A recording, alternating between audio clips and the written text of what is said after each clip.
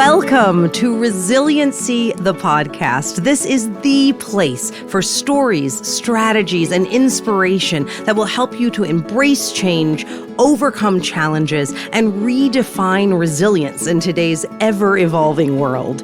I am Jenn Quader. I'm a strategic communicator, and I'm the CEO of a company called The Smart Agency. And I am joined by my wonderful, illustrious, brilliant co-host, Dr. Kelly Culver. She holds a PhD in strategic resilience from the Paris School of Business, which makes her the world's first Doctor of Resiliency. She's also a really brilliant international consultant and business owner with her company, the Culver Group in Canada. And she's also a great friend and really, really brilliant. And Kelly and I are really excited to have this podcast, Resiliency, the podcast, which comes to you once a week.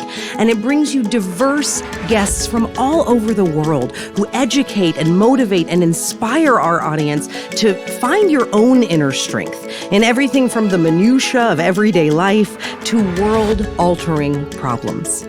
And today, we are really honored to begin our journey with all of you here at Resiliency, the podcast, with a very, very special guest. Today's guest gave one of the most compelling and brave speeches at the recent TEDx Talk event at the American University of Paris that was entitled Resilience Redefined. Now, her accolades and achievements are quite long. She holds a master's degree from the American University of Rome in Peace and Conflict Studies, and also holds a bachelor's degree in philosophy with a minor in classics from Brooklyn College at the City University of New York. Now, our guest today has worked for Oxfam and UNICEF Italia.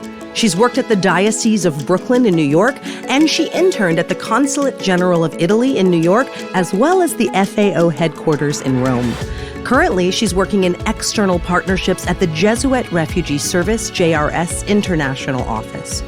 She is committed to higher education access, to gender-based violence and cross-cultural advocacy with people who hold lived experience of displacement. The other thing about today's guest, beyond all of these amazing accolades, is that today's guest was our session sister for these TEDx events. And I would like to welcome and open the floor to this really beautiful, amazing speaker, communicator, and wonderful person, Miss Daniela Alba. Welcome, Daniela. Thank you. Thank you so much, Jen, Kelly, for having me. It's an honor to be here with you. And third time's the charm. We got this. Daniela shares with our listeners the truth of what is the truth. And so I want to start by saying, our dear listeners, dear ones, everyone who's here with us, we already love you. We're so grateful you're with us. And while this is your first time hearing us, this is our, count 'em, 1, 2, 3, third time interviewing the brilliant, the wonderful Daniela Alba. We decided to practice Murphy's Law and really just get ourselves in it, you know? And really from that, what I'd like to say is, boy, Dr. Culver and Daniela, didn't we learn some resilience? What do you guys think about that? Oh my goodness. Couldn't agree more. We've been with Daniela from her trip to Nice in this beautiful background but blustery wind, to being in Rome when all of us had technical failures. Oh my gosh, to today. Daniela, you mentioned, around the fact that we were session sisters at the TEDx. And after it was done, I have to tell our listeners that Daniela went running around saying, we have to make a podcast. We've got to do something with all of this stuff. And Jen and I looked at each other and said, oh yeah, we're on it. So here we are with our inaugural podcast, Resiliency, the podcast. And Daniela, you are the first guest. We couldn't be more excited, even if this is the third time we've seen your beautiful face and asked you similar questions. We know we got this. I want to ask you, we seem to have developed a bond as session sisters. Why do you think that happened, Daniela? So first and foremost, I want to just acknowledge the fact that I knew from the beginning when we were rehearsing that the two of you were doers. I think there's a certain quality about honing resilience to a T that makes you someone that jumps into action, whether that is in survival mode or whether that is in healing mode or everything in between. And so I think that we developed a bond because each of us in our talks spoke about actions, something very tangible that came out of very difficult points in our lives, facing very difficult situations in different contexts, maybe even thinking that we were going in the wrong direction, but actually making it the right direction because there is no wrong direction. And I think I was very inspired by just the aura, the energy, the kindness, because, I have to be honest, not every CEO of a company is kind to someone who is just now stepping into the field. So I really felt that it was a girls moment, for women moment. And look at everything you guys have done with just this idea that popped into my mind because I was so inspired by everyone's talk and how kind the group was. You guys really took that, ran with it, made it. And I'm just very grateful that you even heard it and said, we're on it. Just even that, what else can you ask for? Daniella, there's magic. There's just magic in what you're saying. And I think, you too are a doer.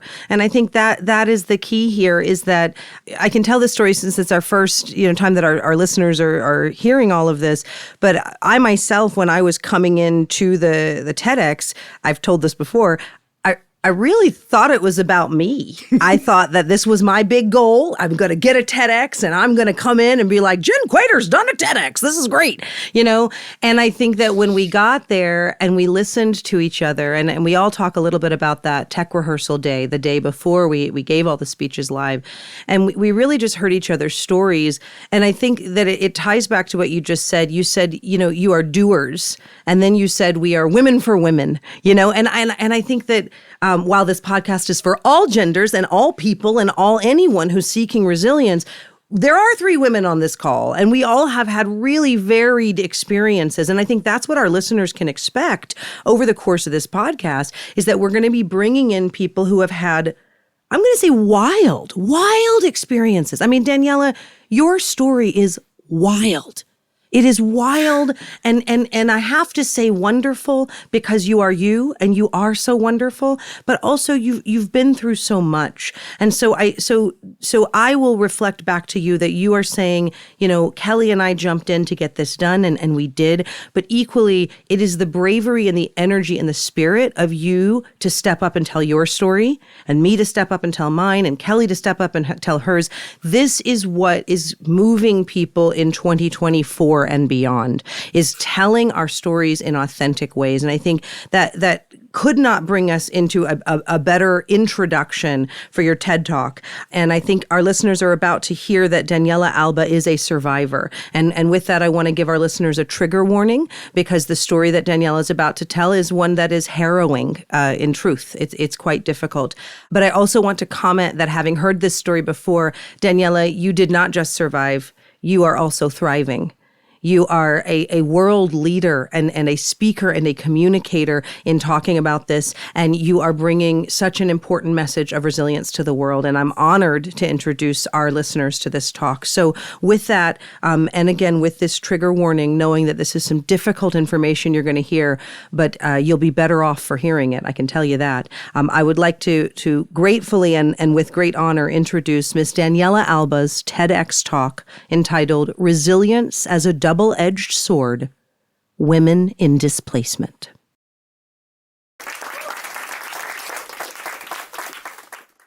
I want to start by thanking you all for being here. It's just amazing to look out into this audience and receive this energy. I want to focus on the women here today. When we think of the word resilience, maybe we think of the tenacity, the courage, the fierceness that it takes to get through the unexpected, to come out better than you thought. I want to redefine resilience with you all today by talking about it in one of the most underestimated but pending, most complex situations facing our global community currently, forced displacement. UNHCR's global appeal for the year 2024 estimates that under their mandate, 130.8 million stateless and forcibly displaced people need urgent service. These numbers are harrowing, as they're not just numbers, but each encompasses a story and their own things. Let us begin with critical intersections in this talk. Resilient women. When we think of resilient women, we may think of women like Rigoberta Menchú, Shireen Abul Akleh, Maya Angelou, Nadia Murad, Yusra Mardini, Salima Masari, Narges Mohammadi, and Chimamanda Ngozi Adichie. Women who give us the inspiration and a vision for a future that includes us at all levels, despite perilous and often deadly journeys, beyond the glass ceilings and dangers to their own well-being. Their resilience has produced for us momentous change. And in the hopes of adding to the other conversations and the talks here today, I want to add another critical intersection, the resilience of forcibly displaced women. So why specifically these intersections? I want to animate this with a story of a young woman I met back in 2013. After living in an abusive household for most of her life, she had managed to escape her perpetrator. From the ages of 6 to the ages of 20, she had endured severe domestic violence, which included sexual, psychological, physical, and verbal abuse. Having been recently diagnosed with complex post-traumatic stress disorder and struggling to function in her daily life, she was working as a hostess while trying to begin her associate's degree at a community college. She spoke of the invisible scars that the abuse had left on her, other than the ones that showed on her face and body. She also bore the wounds of her family's story of forced displacement. Immigrating to the United States in the late 90s, she had left her homeland with her mother. The prospects of returning were very slim, as the country was suffering decades of internal conflict. By the time we met, she had lived in over 5 different states, attended over 10 different schools, and had not lived in one home for more than a couple of years.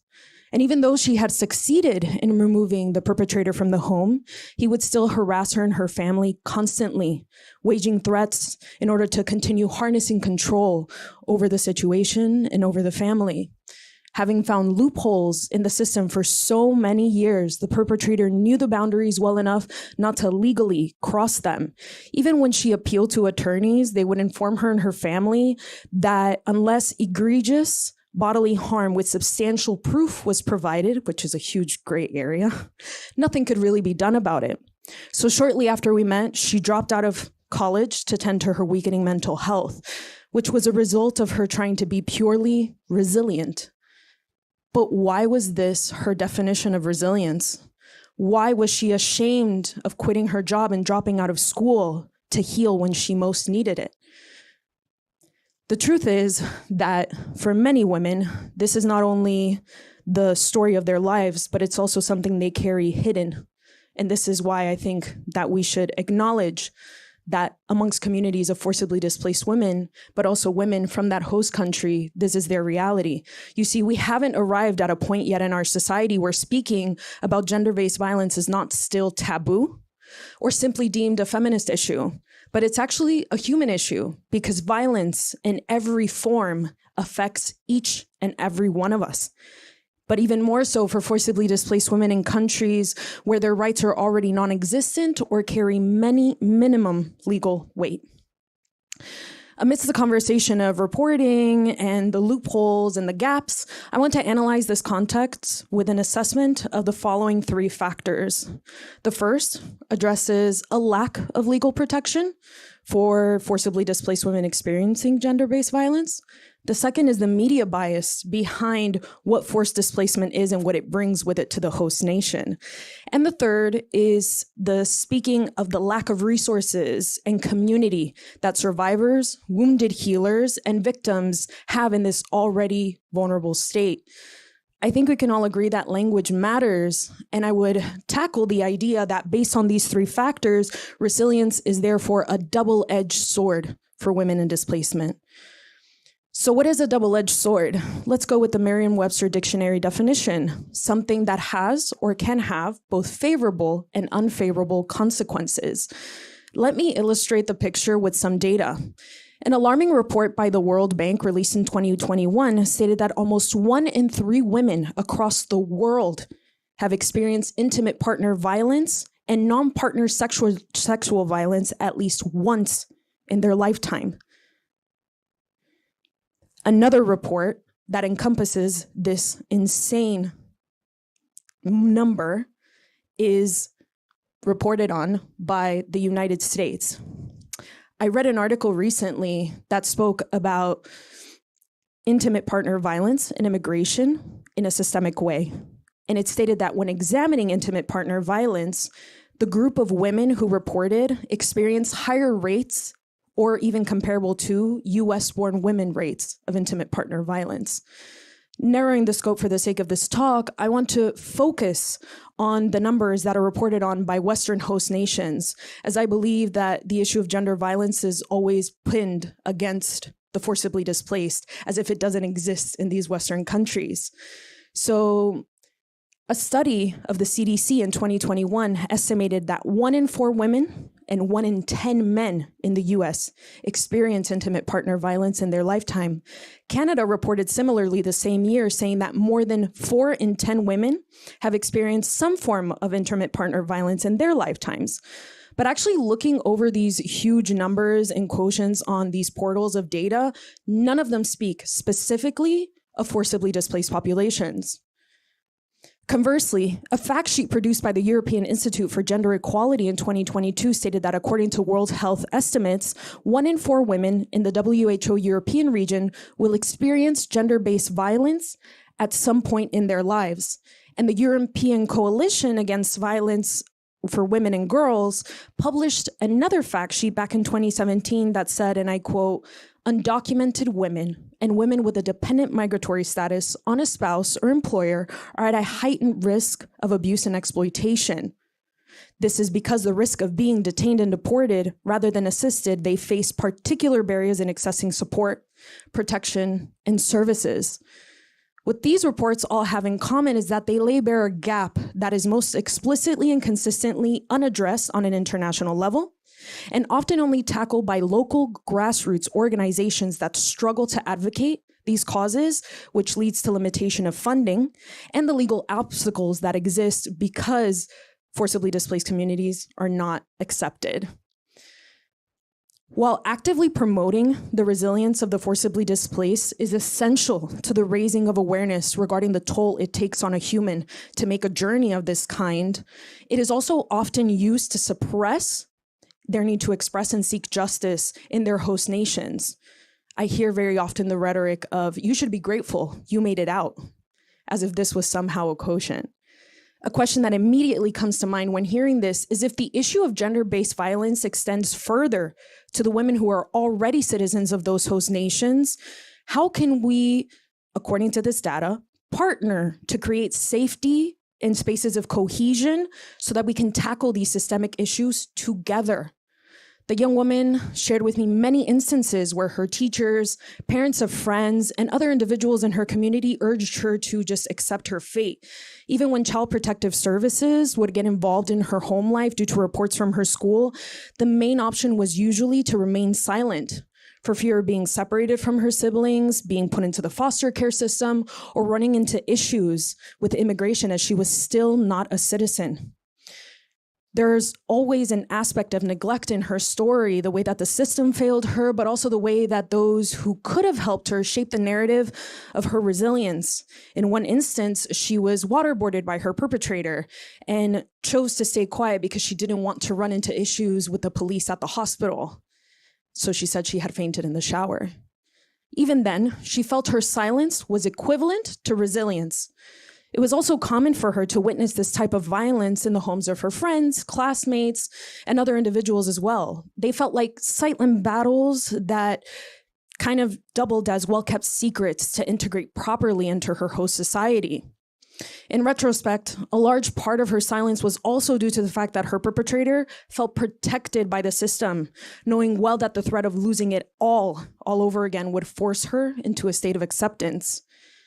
Even when that didn't exist anymore because she had become a citizen, the society she had integrated herself into still did not have the resources to protect her fully. In the state of New York, for example, the limitations for reporting domestic violence have changed as recently as 2019, changing it from 1 year to 2 years. New York City is a sanctuary city. Therefore, this is the best case scenario. And this is not a space of safety or cohesion for women who do not know the language and have no access to legal resources. Unfortunately, in order to benefit from these services, you have to be recognized as a resident in the state. This is still not enough, I believe. As telling this story, I want to tell you that she made it through because she found many places along the way. Mentors, friends, colleagues who sheltered her when she found herself periodically homeless due to her perpetrator's abuse. Small moments of comfort in community. Let us begin thinking of resilience and defining it as a community process and a communitarian responsibility. It is both the strength of this young woman and the strength and courage of those who accompanied her that allowed her to bounce back. This does not discount her ineffable and consistent courage, but it also speaks of how community can make the difference between life and death. We surely can benefit from having very difficult conversations about our levels of empathy for one another, or the lack thereof. In a world where the media often bombards us with high quantities of violent and distressing content while sensationalizing narratives that paint the forcibly displaced in a negative light, the risk of becoming desensitized poses the question of how we tend to compare, relativize, or even become indifferent to the resilience of the forcibly displaced, running the risk of becoming yet another generation that says, nothing's gonna change, that happens everywhere. Okay, what am I supposed to do about it? I want to loop back to the examples of the women that I gave earlier. They have taken it upon themselves to create sustainable and long-lasting change through community, starting movements, raising awareness in their context, shedding light on these layers of oppression and suffering. Let us not lose sight of the progress that has been made over the years, but what's also left to be done. The economic systems we live under, the situation of geopolitical systems that we are currently facing, and the conflicts in the shape of proxy wars that are waged, the devastation on both the environment and human lives, call us to remember our shared humanity. The previous points I made don't only come from professional and work experience, but they come because that young woman that I was telling you about is me. It's been 11 years since I received my new lease on life, and I made it through because of the people who helped me on this healing journey. The love they saw beyond the scars, the reconstructive surgery, the therapy, lived every single triumph, every single obstacle. It is the communitarian resilience that has allowed me to stand before you, but has also given me the space and the courage to fall apart safely. I should not be the exception. I should be the norm. Therefore, I believe that my journey, which is still ongoing, because once you are forcibly displaced, you enter a spectrum that lasts a lifetime, should be all of our responsibilities. I want to therefore propose that if resilience can be thought of as a double-edged sword, how can we ensure that forcibly displaced women don't have to see both ends of that blade, and hopefully one day never see that blade? Let us explore a combination of powerful proposed solutions that have personally inspired me and have also been given on other TEDx talks and spaces. On a societal level, let's continue promoting policy that pressures governments to actively fight gender-based violence for all people residing in a country, regardless of their legal status. On a communal level, let's center and elevate the voices of the forcibly displaced in decision-making environments and hold no impunity towards organizations, systems, and individuals engaged in the practice of suppressing said voices. On a personal level, let's create safe spaces for forcibly displaced women using all collective and creative resources, as we have heard today from the other talks, the arts, education, innovation, all channels of expression that can help to promote this healing. I assure you, Mother Earth herself teaches us how to navigate a double-edged resilience. She performs it for us every single day. Anytime that she's carved out in the name of profit and greed for the few, she still finds a way to be bountiful and generous, but still cry out in pain, giving us the water, the food, and the land we live on, while providing extreme temperatures, destruction, and other catastrophes. Let us be inspired by her way of speaking to sustain one another on a journey to change, which is built slowly but surely. To all those who tried to stop me from speaking and using resilience against me, I invite you to this conversation. To my perpetrator, I will continue to share my story and speak loudly so that individuals like you do not feel confident to move throughout society with ease.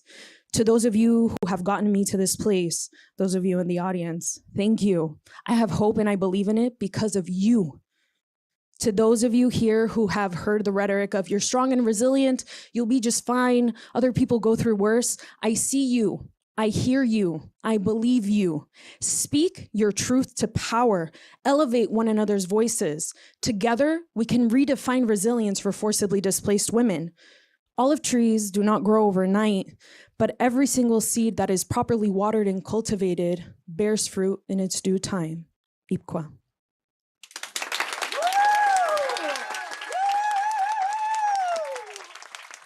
You know, Daniela, I think this is the fourth time we've watched this together, and it is just as powerful as the very first time. It catches in your throat, the story you tell us. And I'll use your words, the narrative of your resilience. I think those are beautiful words. So you've given us the narrative of your resilience. And Jen said just before, as she introduced your TED Talk, about surviving and thriving. And you've heard me talk about the resilience trinity. And it's based on survive, adapt, and thrive.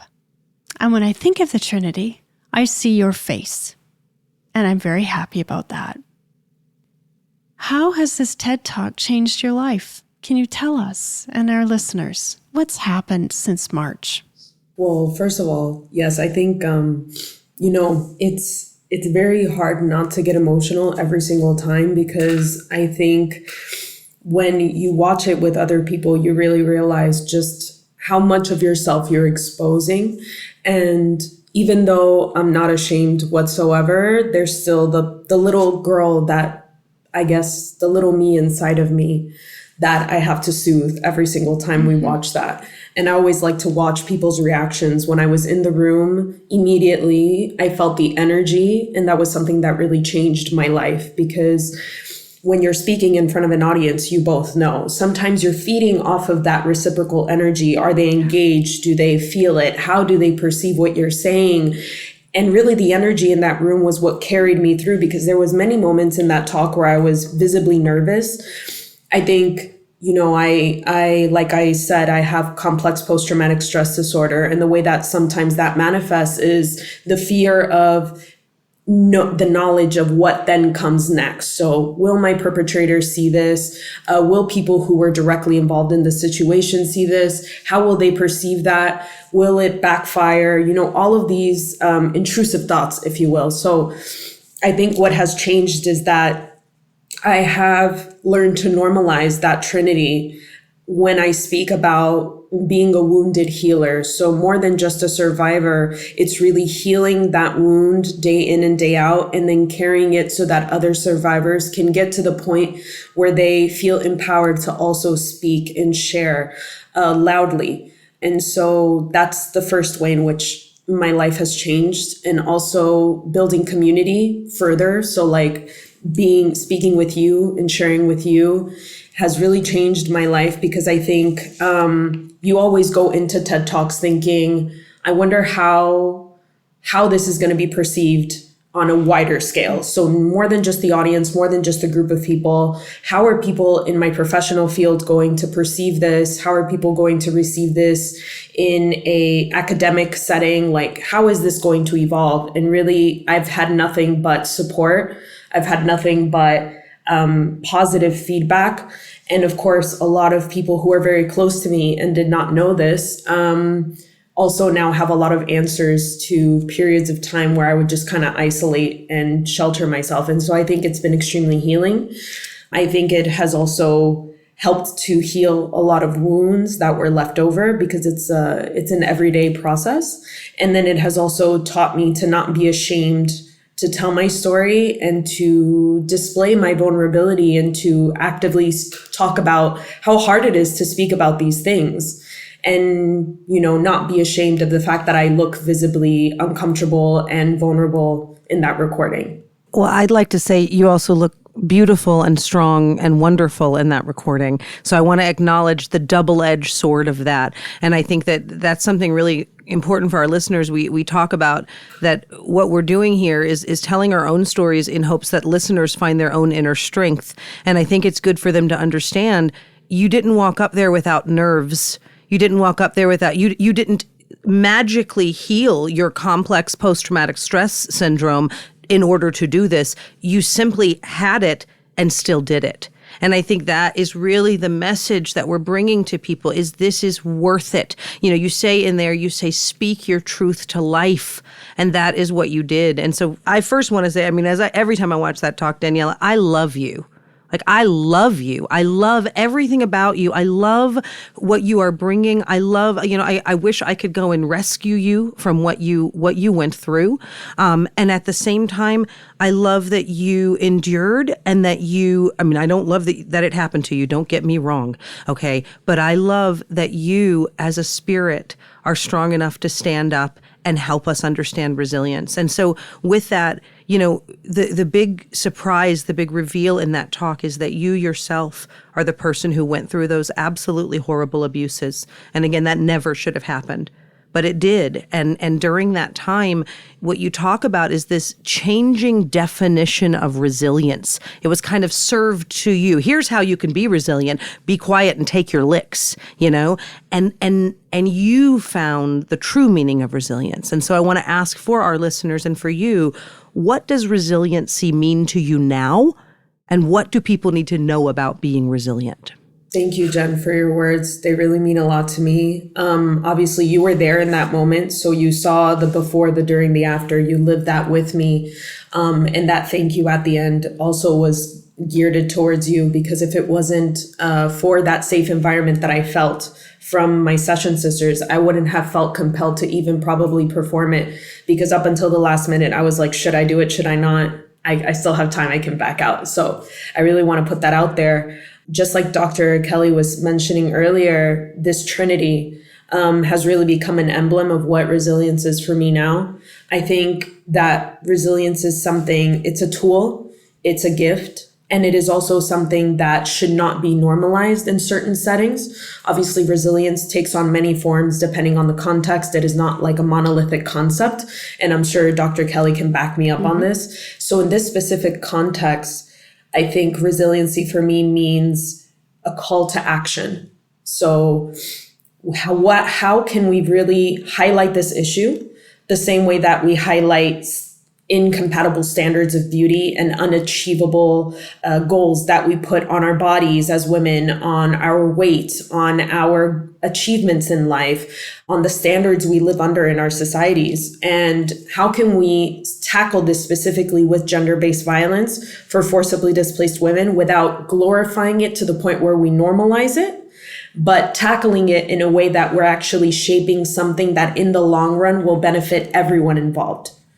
Because even the person who is hurting the person, so even my perpetrator, is a hurt person. Where does that hurt come from? How is that structural violence also a symptom of something that society needs to face and be resilient about? But what does that resilience look like? How can we shape that on a societal level, on a cultural level, on a religious level? Lots of nuances. So wow, that's huge, Danielle. I mean, honestly, what you just said is huge, because what you're talking about is not just, call it the survivorship resilience, but resilience of all, resilience of society. Because if you're saying, look, not only do victims, those who've actually been hurt, have to become resilient, but we have to find a way to build resiliency such that perpetrators don't feel that need, that hate, that anger, whatever that darkness is.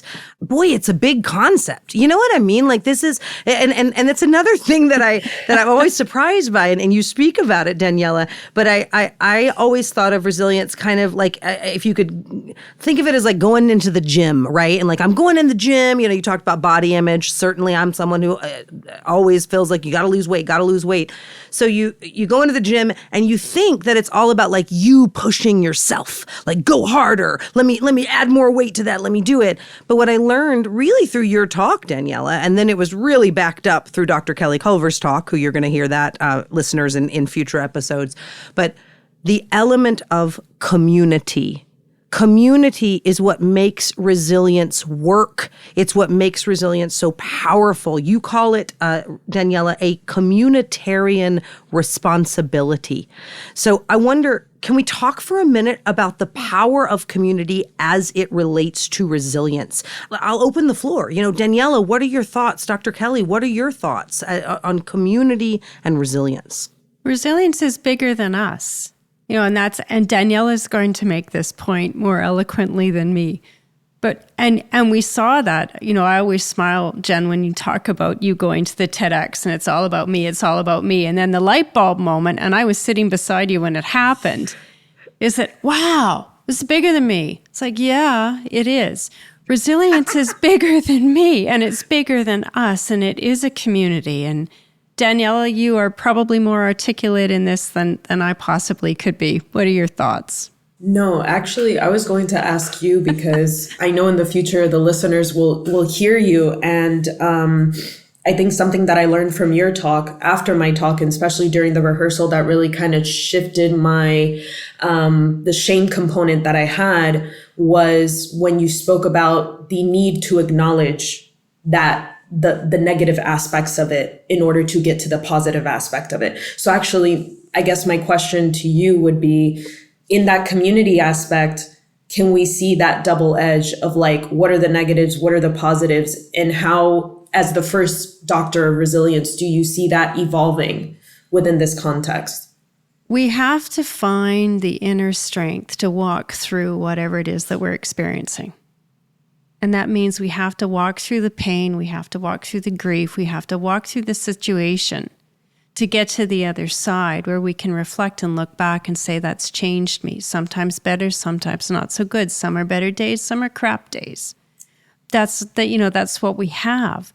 But resilience is a concept that fits the context in which you find yourself. And it means different things to different people. And there is no one globally accepted definition for resilience. I think it's the ethos that we are a bigger community, and there's a piece of light somewhere that you can find, that you can grab onto, and it pulls you through the situation in which you find yourself. It pulls you through being forcibly displaced, pulled me through profound grief. Why do I want to live today? Kind of things. You have it. And it's, I think it's innate, but I also think that right now we're just, starting to define maybe in a clearer way what resilience means. I wanted to bring back to you something. You said that without your session sisters, you wouldn't have had the confidence to give your TED Talk. Now, I challenge you on that because our audience doesn't know something, and I'd like you to tell them about this. You had a superhero costume on. You had the most beautiful clothes that had been specially made for you by a woman who had been forcibly displaced, and you honored her in doing that. And I think that's what gave you the confidence to talk. Tell us about that. Yes. So thank you. Thank you for that. Yeah, I think every single part of the outfit was something that was pre-thought of. And for sure, elements of ancestral strength, generational strength that came with my jewelry, which comes from the tribe that I belong to from my father's side of the family in Colombia. A lot of strength also in the nature elements that it carries, as it symbolizes the god of the sun and the moon. And then, of course, the suit that was handmade over 6 weeks by Wafa, who's a Palestinian refugee living in Lebanon, working with Inash, a company that helps forcibly displaced Palestinian women in Lebanon to craft their own tatris, which is a woven tradition from Palestine, into suits that they then sell so that they can make money and earn a living. And for me personally, I dream of the day where I can meet Wafa and tell her that I was able to honor her resilience. And I think the pictures in the slideshows were also from Sudanese, Congolese, Syrian women, people from Myanmar, I featured an icon from Kelly Lattimore that really inspires me. It's the Holy Family, Displaced. And so you see the people from Central and South America who walk up to the US by foot. And I think honoring those journeys, honoring all of the spectrums of what forced displacement is, that uncertainty, the faces, the humanity behind it, really was a way for me to gain the courage. But of course, I think, again, I double down on the fact that even after the first rehearsal, seeing both of your reactions and getting your feedback and just, watching you guys also perform it and just cheer me on the entire time was something that really changed my life. My friends Gianna, her boyfriend Paolo, my friend Giacomo, who came all the way from Rome to sit in the audience and live that moment with me. The entire community that really helped me craft this, Dr. Amaya Valcarcel, who helped me write the TED Talk itself. So it was really, again, a community process, not only of resilience, but of gaining the courage to tell my story and to see it from the eye of the other in order to give it maybe the element that I lack because I lived it. And so there's blind spots in it. I want to say that you asked Dr. Culver about kind of the negative and positives of community. And as I see you speak about, not only what we were able to give each other, as session sisters getting ready, but then, this beautiful woman, Wafa, who creates this beautiful outfit for you to wear.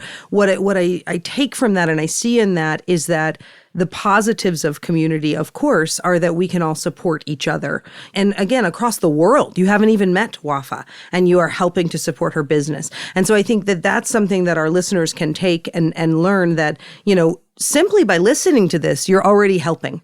It's already helping if you're just listening because you're opening your mind to that. Now, on the negative side, you asked what are the negative implications of community? And I think I can speak to that.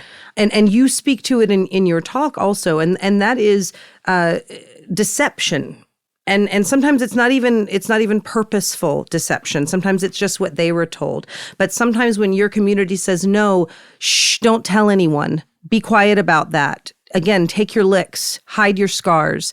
That can be very powerful. And a lot of people, I'd say displaced or not, I think regardless of your human circumstance, there are external factors that sometimes you see them as real in the moment. And again, I go back to that horrible and yet most powerful moment where you talked about literally being waterboarded and going into a hospital and not being able to tell the truth about that.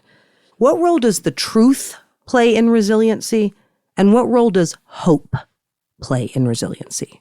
Wow, okay. That is a heavy, heavy question. Let me try my best to take a smack at it, and then I'm going to pass it on to Dr. Kelly Culver, because I believe heavily in her experience as well. So the truth, Jen, I think plays a critical role in the healing portion specifically.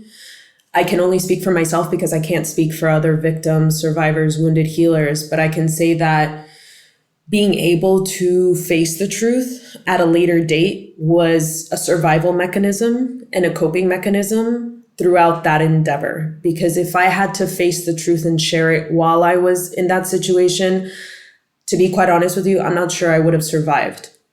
Not mentally, not emotionally, maybe not even physically. So I think that really the truth has its time and place, unfortunately. And that is one of the components that I really am advocating for, that no one should have to close that truth, just like you said, into certain quarters in order to be able to live it. You should just be able to live it, and it should be normalized, and you shouldn't be expected to just keep it for as long as you need to in order to survive and then share it. So that's what truth means to me. Truth means you've gotten to the finish line. But I would argue that truth needs to be consistent throughout, because compartmentalizing emotionally and psychologically what you're going through in order to survive also has its negative consequences.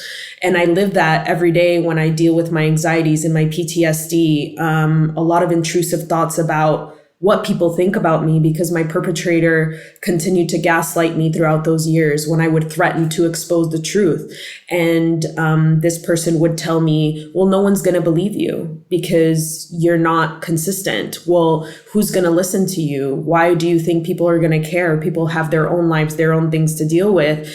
And so this gaslighting sometimes plays out in real life. Even now, I'm 31 years old, and I'm not ashamed to say that there are times where even just the way someone looks at me in the moment, my inner child will perceive it as the words of my perpetrator coming to life. And so the truth really plays a crucial role in healing that wound consistently, not putting a Band-Aid on it, like really putting a cast on it and letting that cast sit. And I think hope and truth kind of interweave in a beautiful way.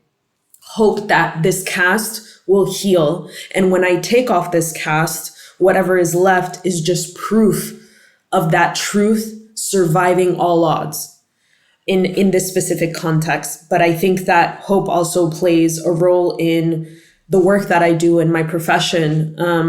It plays a role in believing that even in having looked at the worst of humanity in a person, I still believe that there is a way to help others. I still believe that there are good people out there. I still believe that even with all the deception you mentioned from many of community in the past years that I've had, I still believe that this is solvable, that this is not a fact, that this is something that can, again, consistently change, and that is the only consistency, that it is able to change, and therefore hope exists.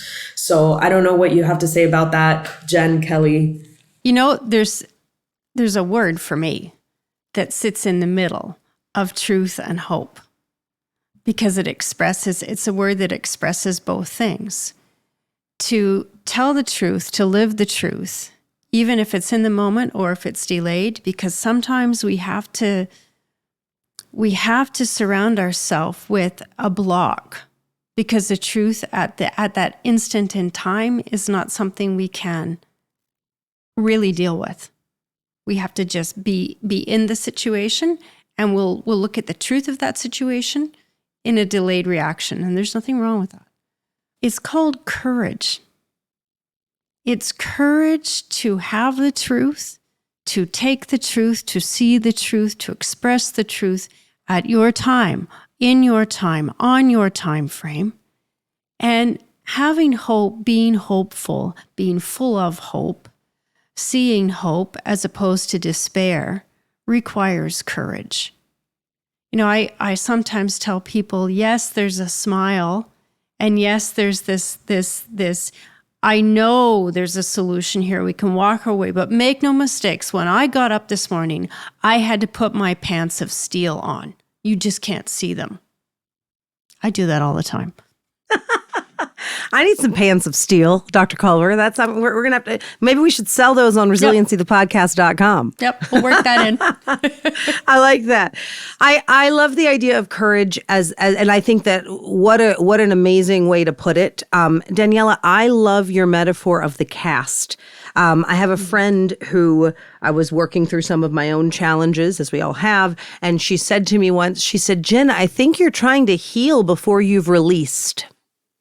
Yeah. And see, that's really important. And what we're talking about here is that there are stages of how to build this resilience. And I think this comes back to a really important point. I'm so glad this is our first episode, because I think our listeners are going to get a lot out of this, because what we're learning is resilience is not some little formula. It's not A plus B equals C.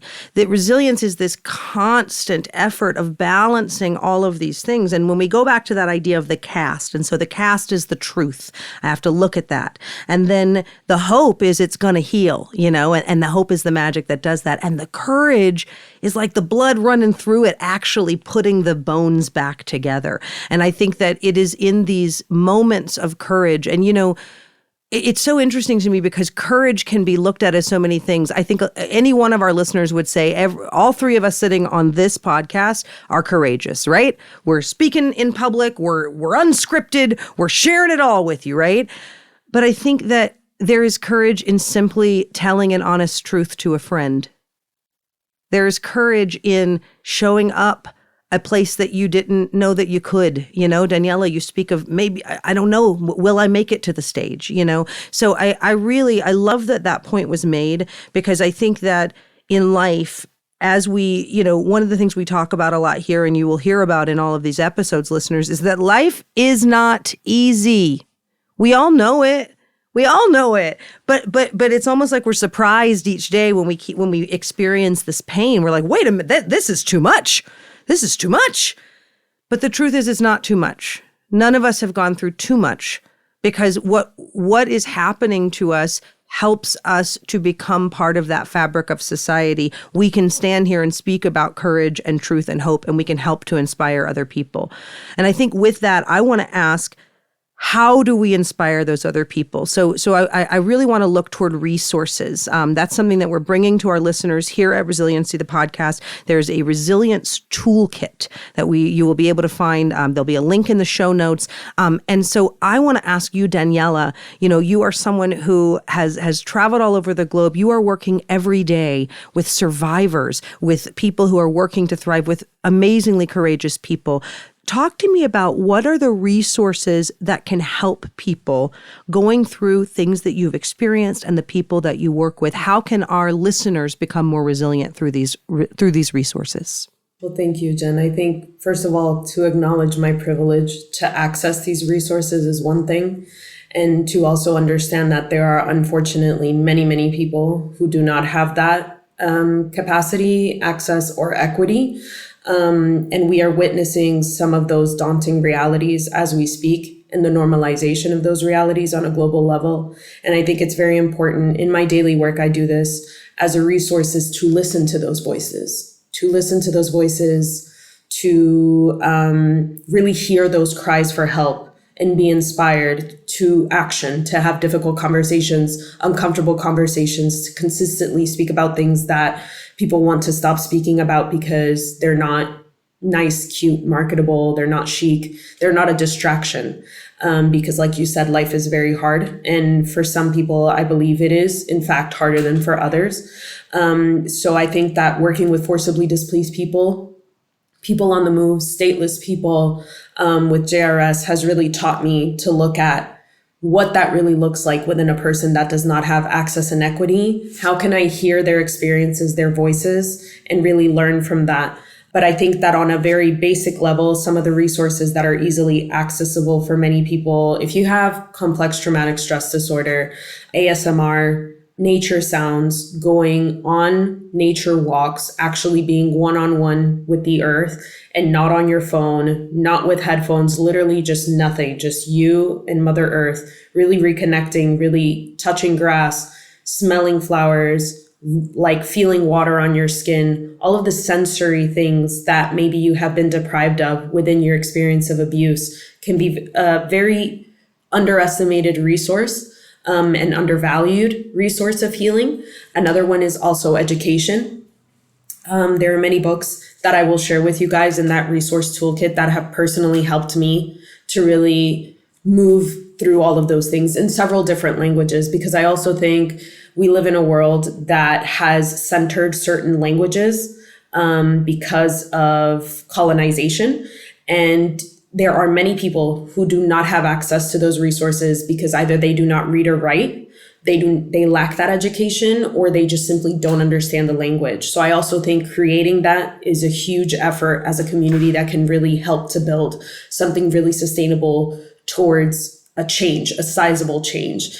And then, of course, building that community. And what that looks like can even start with yourself, because I think you said before about working with your friend through something, and she said, well, you're trying to, and I quote, heal before you have released. But what is your release, right? So what that looks like for you, and if you have the access to it, release first, right, in order to heal. So that's a huge resource. The arts, activism, education, innovation, everything that I said in my talk. We heard during the TED Talks, and I'm sure they'll be here on the podcast, different tools of how to use art, music, even recycling as a method of healing. And so this is really something super personal something that each and every one of us have to explore, but we first have to create the spaces where people can actually afford to explore that. So I think a huge resource of that is having difficult conversations with people and saying, guys, if we don't start thinking of each other as equally human, equally worthy, what is the future going to look like for all of us? And having those difficult conversations to advocate and bring visibility to people living this reality who do not have the means or the access or the equity to heal. Equally human. I love that, Daniela. I think that's exactly right. And frankly, the way you've just spoken of this really, I hate to be the PR gal on the call, but it really helps to explain what are the benefits of this Resiliency, the podcast. Because what I heard you say is that there are all these different methods of healing, methods of releasing, and also methods of getting the gumption, getting the courage to do it. So it's back to the Trinity, Kelly. It's back to there are these things that we all have to do, and not everyone's going to be different. Not everyone's going to be the same. Everyone's going to be different. The method of healing for someone who has gone through displacement and abuse is going to be quite different than the method of healing for someone who's gone through not that, But at the same time, I think that is what the resilience toolkit, and it's what this series of conversations is really meant to be. It's really been meant to be a look into the lives of resilient people. What's the story? I mean, Daniela, you are an example, a shining light, a lighthouse, if you will, of resilience. You are standing up and speaking on behalf of yourself, on behalf of all women. I just think that it's so inspiring. And I also think that someone who has not even close to that lived experience can relate to you because, as you said, we're all equally human. And so with that, we need this resilience. This will be my moment to stand on a little soapbox here. But why are we doing this? We're doing this because the whole world is sad, right? If we haven't opened up a news story and seen it yet, the whole world is struggling with things that we have in a way that it never has before. It's like it's getting us, right? It's starting to get us. And we don't want that. We don't want it to get us, because the power of community, the power of resilience, it doesn't just bring success and wealth, and it brings this inner peace and happiness. And so I think that really, I'm inspired by you, Daniela, because I see in you someone who can transform in a way that's unbelievable and yet perfectly believable, because that's the power within every one of us. So I love that you share it so openly. I'm amazed by it. With that, I wonder if we want to dive on over to our rapid fire quick questions to let our audience get to know a little bit more about Daniela before we let her go back to her beautiful work and her beautiful day there in Rome. What do you think, Dr. Culver? I think that's an excellent idea. And I'd like to call Daniela our beacon. As opposed to a light or a lighthouse, I think Daniela is a lovely beacon of resilience and a light that we can see on the horizon. But yes, Daniela, now is the time you've been dreading. I'm going to ask you some questions, and you don't have a lot of time to think about them. So the most fun part. Oh no. What's your favorite movie or TV show that makes you feel resilient? I actually have the answer this time. I don't do one answer, one only, because it's just too hard, but I'll narrow it down. Secret Ballot, Roma, Hidden Figures, and Princess Mononoke. Excellent. And you know me, I don't live life in an either or anymore. It's both and everything all the time, all at once. So I appreciate what you've just said. Either or does not work in my world anymore. Nope. That's resilience. Everything all the time, all at once. What's your favorite song that makes you feel resilient? So more than songs, there are two specific artists that definitely are my go-to. The first one is Mercedes Sosa, the voice of Latin America, basically, and Kali Uchis, who's a Colombian-American singer, R&B artist. And then there's a specific song that keeps playing in my mind, not that makes me feel resilient, but that makes me normalize healthy levels of sexuality for women. So, and that is Espresso by Sabrina Carpenter. Because we should all be able to speak freely about feeling sexy, confident, beautiful in a very funny, innuendo-ish way without being crass and still feeling that we are worthy of it. And so it's a really fun song and I love to listen to it. And it makes me feel that no matter what has happened to my body, no matter how much people have tried to degrade it or tarnish it, I'm still that me espresso. I love that. Love that. The last rapid fire question I have for you, Daniela, is what is a question you'd like to leave for a future guest? So I think the last 2 times I suggested the question, if you could do anything, no matter the resources, no matter what it took, and you had it at your disposal, what would you do and why haven't you done it yet? And actually, I want to shift that a little bit and say, if you put yourself in the shoes of the people that you avoid looking at in the news every day, what would you want someone else to be doing for you? And how can we make that happen? I love the shift. I love the shift. That is powerful. So you've answered the rapid fire questions, but we have one last one. And it's a question that a different guest has left for you. A future guest has left for you. And the question for you is, what do you want your epitaph to read? Wow, that's a really profound question. I think I would want it to read my lineage. So I would want to acknowledge both my mother's lineage from Spain, my father's lineage from the original peoples of the Abya Yala, now known as South America, the territories belonging to the Muisca people specifically, and giving gratitude for that and for all that was. And that's what I would want, and to just acknowledge that I was surrounded by love the entire time. So that includes, I would probably have the names written down of the people who have loved me my entire life, regardless of everything. Amongst those people, just to shout out, Hannah Rabelais, Charisse Alicia, Maristela Verastegui, Neila Tabara, Yasiekta Hagani, just to name a few, Francisco Rosario, Alex, my siblings, the people who really inspire me every single day and who I think of when I do absolutely anything.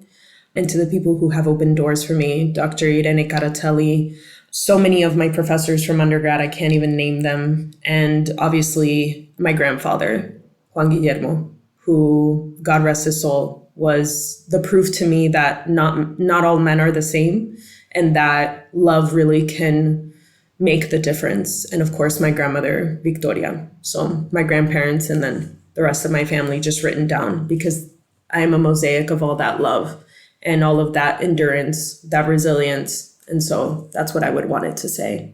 Daniela, thank you. You are a mosaic of love. Love is a beautiful way to say it. You are a mosaic of love. And beyond that, I love you. As I said, I think Dr. Kelly Culver loves you. I think we love each other. But more than that, this is what it's all about. And so I just want to thank you. I could not be more delighted that you have been our first guest. I want you to know that your story is powerful, it's important, and that you are making a huge difference. And so please add Jenn Quader and Kelly Culver to that list of people who have always loved you, because we do.